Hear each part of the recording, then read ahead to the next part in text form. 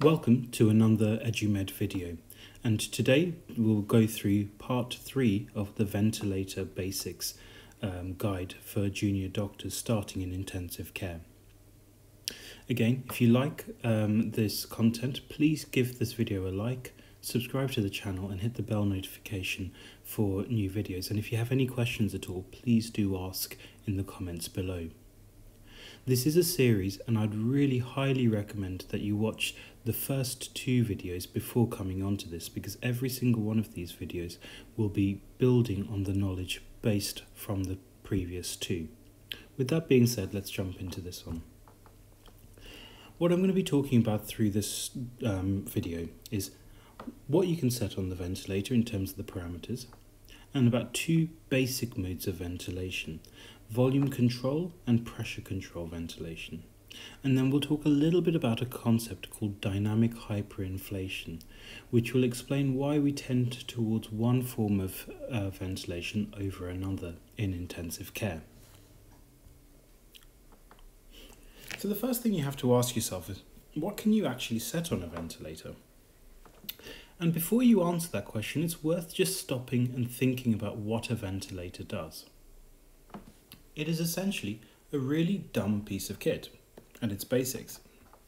All it does is that it forces air from the ventilator through some tubing down the endotracheal tube and into the lungs for a certain amount of period, and then it stops forcing the air in, and then it lets that gas slowly release out back into the ventilator.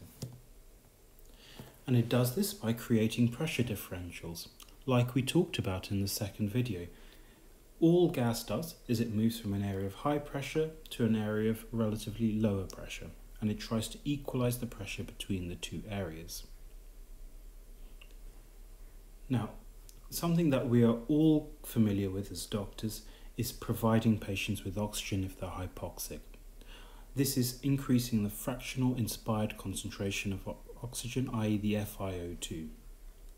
And you see that usually is a dial that you turn up anything from 21%, which is what room air is, all the way up to 100%. And often we're intubating patients for hypoxia, and so we start off with a high amount of oxygen and slowly wean down the amount of oxygen that we provide through the ventilator. Now, as I said, a ventilator is a stupid piece of kit. You need to tell it exactly what to do. So it can provide a breath, but you need to be able to tell it how often it should give the breath. And so that is the respiratory rate. And because the ventilator won't know, you need to tell it how much gas it needs to give. So this is what we call volume control, where we say to the ventilator, I want you to give 500 mils of gas at a rate of 12 breaths per minute. So in every breath is given so that you allow for 12 breaths in a minute. And each of those breaths is 500 mils. And that is what we call volume control. You can also be slightly clever, and instead of saying that you want the ventilator to give 500 mils of gas, you can say, actually, what I want you to do is to provide a pressure of, say, 30 centimeters of water. And I want you to do that so that you get 12 breaths a minute. So 12 times in a minute, I want you to just give 30 centimeters of water for a certain amount of time and then relax. And that is where the TI, or the inspired time, comes in. Because the ventilator knows that it needs to give 12 breaths in a minute, but it doesn't know how long it's got to give each of those breaths. And you also need to set the inspired time. So this is the amount of time that the ventilator has to give that 500 ml breath. If you set it in volume control to 500 mils, it's got, say, 1 second to provide that 500 mils, and it'll slowly increase the pressure till it hits 500 mils, and then it'll stop. And it's got a second over which to try and achieve that volume. In pressure control, it's slightly different. What it does is you say, I want you to provide a pressure of 30 centimeters of water for a second, the TI, the time inspired. And whatever that volume is, it'll provide. The final thing that you can adjust is the amount of pressure that stays within the system during expiration. This is the positive and expiratory pressure. Essentially, it's the same as CPAP. If you imagine driving down the road, stick your head out the car, and you feel your lungs just starting to fill up with air as the air rushes past the car and gets forced into your lungs. That's what PEEP is. And as we talked about in the first lecture, that is a way in which you can get alveolar recruitment, stop the collapsing of those alveoli, and therefore improve oxygenation. Because remember, oxygenation is dumb. It does not depend upon inspiration or expiration. The only things it depends upon is that the alveolus is open and that it's got a higher concentration of oxygen in it than the blood that's rushing past in the capillary. So these are the only 5 things that you need to set in a conventional ventilation. So automatically you're starting to see that ventilation isn't actually as complicated as people make it out to be. Because let's say, for example, the patient's very hypoxic, you're going to put them on 100% oxygen. So that one's automatically out the way. PEEP, you're going to adjust it so that you keep all the alveoli open. The tidal volume, or the inspired pressure, that's going to be dependent upon how much of a tidal volume you can give the patient. We'll go through this in a lot more detail later, but generally speaking, most people accept between 6 and 8 ml per kilo as a maximum tidal volume that the patients should get. This is a so-called low tidal volume strategy or lung protective strategy. And the reason for this is we don't want to damage the alveoli by over-distending them, by giving them too much volume. So if you've got a set tidal volume based upon your 6 to 8 ml per kilo calculation, your FiO2 is going to be adjusted based on your saturations, and your PEEP is going to be adjusted based upon trying to keep the alveoli open. The only things you're really changing are the respiratory rate and therefore the inspired time, and we'll go through that in a little bit more detail later. So modes of ventilation. What you can see in this picture is actually a veterinary ventilator, but really every ventilator is basically boiled down to this. What it is a bellows that pushes air in, and however much volume that you want to put in, you can adjust, and then it just gives that amount of volume over a period of time at a rate that you've set. So there aren't that many complicated permutations to this, but it's worth having a look at the graphs that a ventilator shows. And if you ever look at a ventilator screen, it shows up all these different graphs, and initially you just think, oh, that's just random information. But if you start looking into it in a bit more detail, you can start to get some really useful information which you can use to adjust your ventilator appropriately. So let's think first of all about the simplest mode of ventilation. This is volume control ventilation. What you're telling the ventilator is, I want you to give X amount, let's say 500 mils of breath every 12 times in a minute, and that's 12 breaths per minute, and I want you to give it over 1 second. So what the ventilator is going to do is it needs to push in 500 mils. How is it going to do that? Well, what it's going to do is it's going to slowly increase the pressure inside the ventilator. So the pressure in the tubing and in the endotracheal tube slowly going to increase up, and it's going to look at the flow of gas coming through, and it's going to measure through, so it's going to keep increasing the pressure till you've hit that 500 mils, and then it's going to stop. And that's what you can see in this bottom picture here on the left hand side. So just look at the volume control, which is the left hand picture. You can see here that it's slowly going up. The red picture on the left hand side, the volume is slowly going up, slowly going up, slowly going up, till it hits that tidal volume that you need, and then the pressure just releases, and then it waits in its expiratory time till the next breath. Now if you look at the top graph on the left hand side, which is the volume control graph, you can see that the pressure waveform, it goes up slowly, slowly, slowly, slowly, till it hits the maximum pressure, maximum volume that you need, and then it just stops. And it comes back not down to zero, but to the level of PEEP that you've set. So now you can see that the volume is slowly increasing and the pressure is slowly increasing till you get to a certain point. And then the flow time is really important, because what this is showing, if you take it from the start, so this is the bottom blue curve that you can see on the left hand side.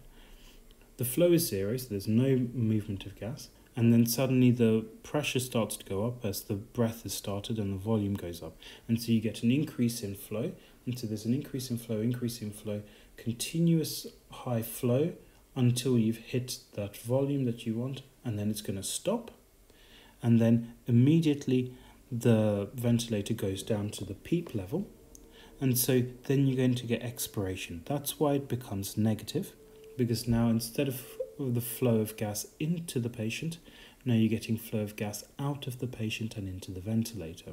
So it becomes negative, and then the flow of gas slowly goes down to zero, i.e. at the axis, and then it stays there till the next breath. That's really important to notice, that it's come back to baseline, because what that is saying is that there's no more flow, i.e.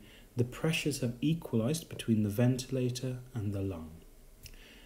So if that doesn't happen, if you get the next breath before all of the gas has come out, what will happen is each breath there's a little bit more gas left in the lungs, so you're slowly going to expand out the lungs.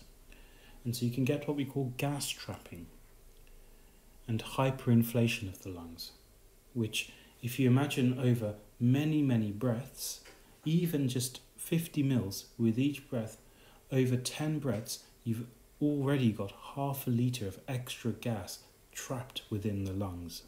And that can be very dangerous, and it can lead to patients developing pneumothoraces, or their carbon dioxide removal isn't as great, and you can gradually increase the intrathoracic pressure such that you can compromise cardiac blood flow back to the right side of the heart. So that's volume control. It is the ventilator being told, I want you to provide 500 mils over a second, and then the ventilator doesn't know what the compliance of the lungs are, so it slowly increases the pressure up and up and up and up till it hits that 500 mils, and then it releases. And how much pressure it needs depends upon how long your inspired time is. As you can imagine, if you're trying to force in 500 mils over half a second, you're going to need a much higher pressure to get all that gas to rush into the lungs, compared to if you have the inspired time over a second, where you've got much longer, you've got twice as long to reach that 500 mil target.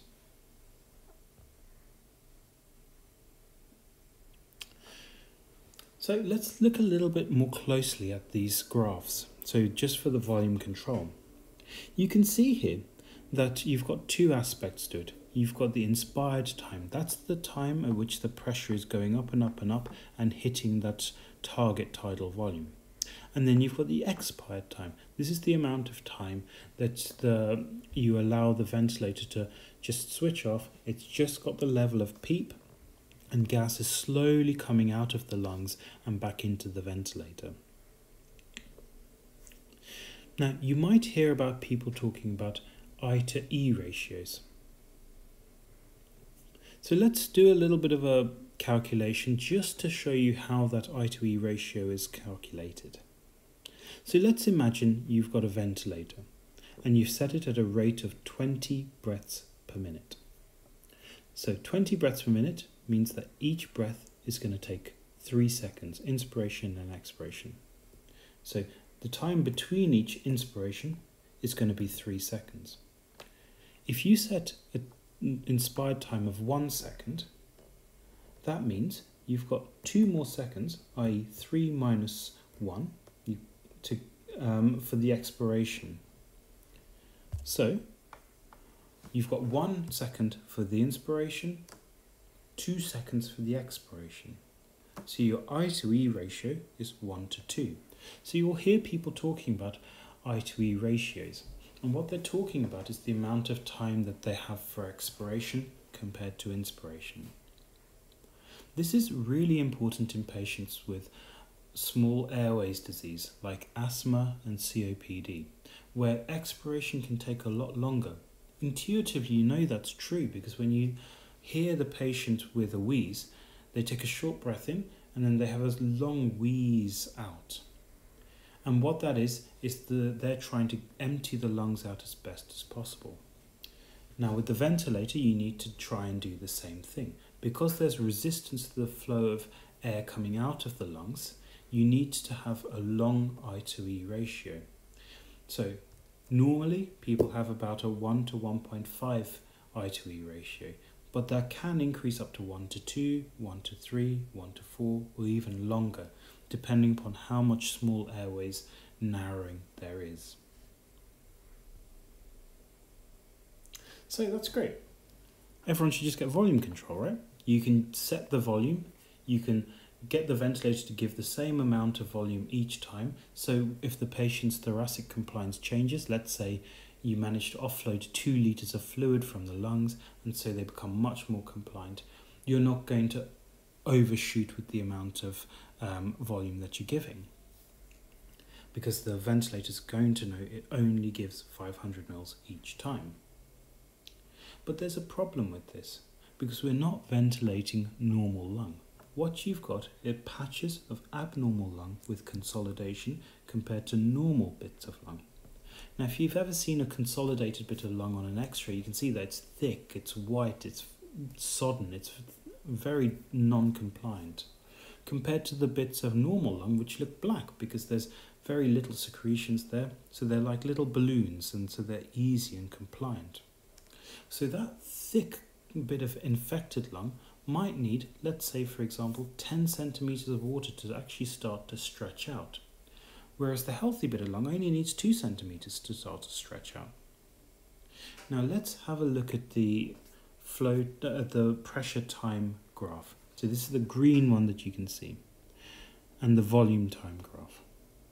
So the ventilator starts its breath, the pressure starts to increase and it slowly creeps up, and so you're getting volume going in, and let's say up until 10 centimeters of water, the only thing that's going to distend is the healthy, because we already know that the unhealthy pneumonic lung is thick and it needs at least 10 centimeters of water before it starts to expand.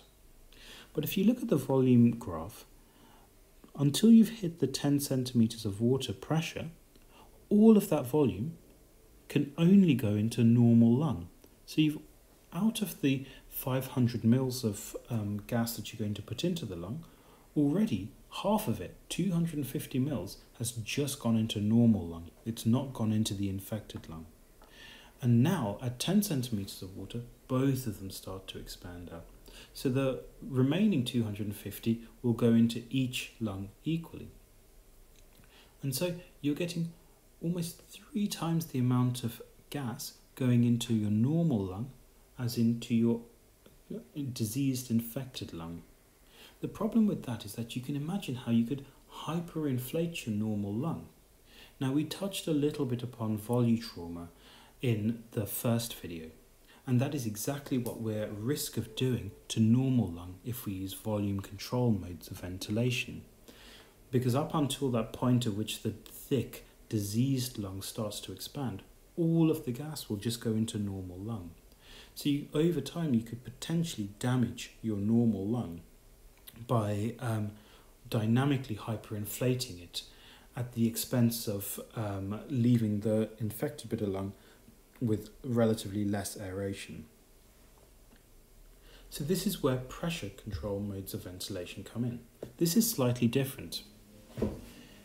If you imagine with the volume control, your ventilator is thinking, oh, I don't know how much pressure I need, so I'm going to slowly increase that pressure up till I hit the tidal volume that's been set for me. In pressure control, what happens is, at the start of the breath, you tell the ventilator, I want you to get to 30 centimeters of water, the pressure limit. And so, the ventilator, as soon as the breath starts, will suddenly shoot up to 30 centimeters of water. And so immediately, both the diseased and the normal lung start to expand up. And so you get less of the dynamic hyperinflation, overfilling of the normal lung, because both sides start to open up similarly. And again, you set your TI, so this is the inspired time. So you've set your pressure, which will be how much the lungs expand, and over what period of time. And a combination of the pressure limit that you set, which is known as the P-insp, or the inspiratory pressure, and the amount of time that that inspired pressure is there for, will give you a tidal volume. Now, the keen-minded amongst you will already start to see a problem with this, because as the compliance of the lungs changes, as the infection resolves, the lungs become more springy. That 30 centimeters of water may have only got you 400 mils of tidal volume to begin with, but as the secretions reduce, as the consolidation improves, as the amount of total body water reduces, so the lungs become more compliant, that same 30 centimeters of water might now suddenly give you 800 mils of tidal volume. So the problem with pressure control is that you need to constantly be watching and adjusting your ventilator to make sure you're not over-distending your lungs as time improves. But the benefit is that you're not dynamically hyperinflating normal bits of lung at the expense of the bad bits of lung. This is pressure control ventilation, and this is one of the reasons why we use this as our first line ventilatory mode. The other useful thing about pressure control ventilation is if you imagine the pressure slowly increasing with volume control modes of ventilation, the flow is slowly increasing up as you're increasing the pressure. Whereas if you've got a patient where you've got them on pressure control, you're going to have the maximum flow right at the start of the ventilation. And you can see that in that lower blue graph, which is the flow time graph. You can see that the maximum flow is at the start, and then it slowly wanes off as the pressure starts to equalize. The reason that's quite useful is patients with air hunger, if they're really hypoxic, you become very hungry for air. You see people gasping for air.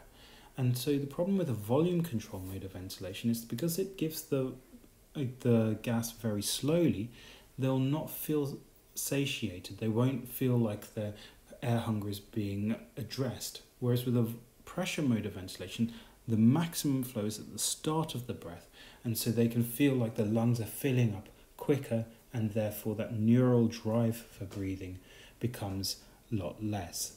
And this can be really helpful in patients who are dysynchronous with ventilators. And again, this is a talk that I'll go into in a lot more detail later, but just to introduce that concept.